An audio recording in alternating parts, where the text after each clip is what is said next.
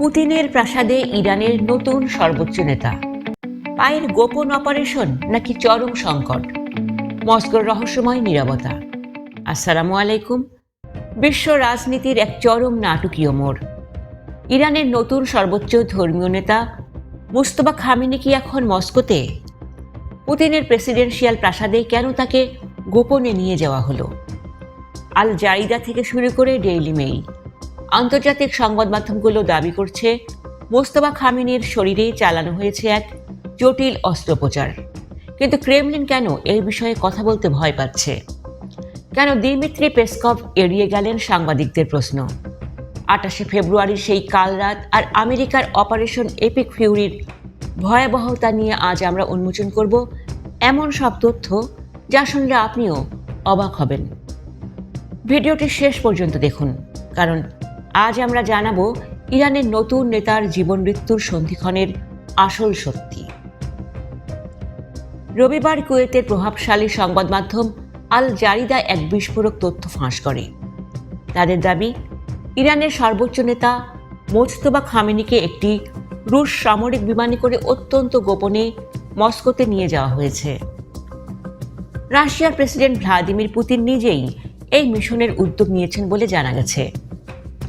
সোমবার যখন ক্রেমলিনের মুখপাত্র দিমিত্রি পেসকভকে এই বিষয়ে প্রশ্ন করা হয়, তিনি খবরটি একেবারে অস্বীকার করেননি। তিনি বলেছেন, আমরা এমন একটি বার্তা পেয়েছি, কিন্তু কোনো মন্তব্য করছি না।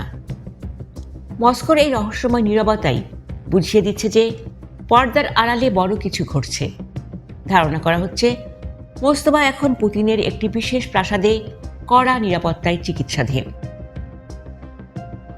গত 28শে ফেব্রুয়ারি তেহরানে ইসরায়েলি বিমান হামলায় আয়াতুল্লাহ আলী খামেনি নিহত হওয়ার সময় তার ছেলে মোস্তফাও গুরুতর আহত হয়েছিলেন। বিভিন্ন সূত্রের খবর অনুযায়ী হামলার পর থেকে তিনি কোমায় চলে যান। ব্রিটিশ সংবাদ মাধ্যম দ্য সান এক ইরানি সূত্রের বরাতে দাবি করেছে মোস্তফা খামেনির এক অথবা দুই পাই কেটে ফেলতে হয়েছে। এছাড়াও তার যকৃৎ এবং পাকস্থলী মারাত্মকভাবে ক্ষতিগ্রস্ত হয়েছে। আমেরিকার শুরু করা অপারেশন এপিক ফিউরির কারণে ইরানে তার সুচিকিৎসা অসম্ভব হয়ে পড়েছিল। আর ঠিক সেই সময়েই বন্ধু পুতিন হাত বাড়িয়ে দেন। মস্কোতে তার পায়ের সফল অস্ত্রোপচার হলেও তিনি এখনও পুরোপুরি বিপদমুক্ত কিনা তা নিয়ে ধোঁয়াশা কাটছে না। সবচেয়ে আশ্চর্যের বিষয় হলো, মোস্তফা খামেনিকে যখন ইরানের নতুন সর্বোচ্চ ধর্মীয় নেতা হিসেবে নির্বাচিত করা হয়, তিনি তখন হয়তো হাসপাতালের বিছানায় অচেতন ছিলেন। আন্তর্জাতিক বিশ্লেষকরা বলছেন, নিজের এই বিশাল দায়িত্বের কথা মোস্তফা নিজেও এখনও জানেন না। একদিকে ইসরায়েল ও যুক্তরাষ্ট্রের অব্যাহত হামলা, অন্যদিকে নতুন নেতার এই শারীরিক অবস্থা, সব মিলিয়ে ইরান এখন এক চরম নেতৃত্ব সংকটের মুখে দাঁড়িয়ে আছে। মস্কোর এই গোপন আশ্রয় কি পারবে ইরানের বিপ্লবকে রক্ষা করতে? দর্শক, মোস্তফা খামেনির এই গোপন অস্ত্রোপচার কি ইরান রাশিয়া সম্পর্কের নতুন কোনো অধ্যায়? পুতিন কেন এত বড় ঝুঁকি নিয়ে তাকে মস্কোতে আশ্রয় দিলেন?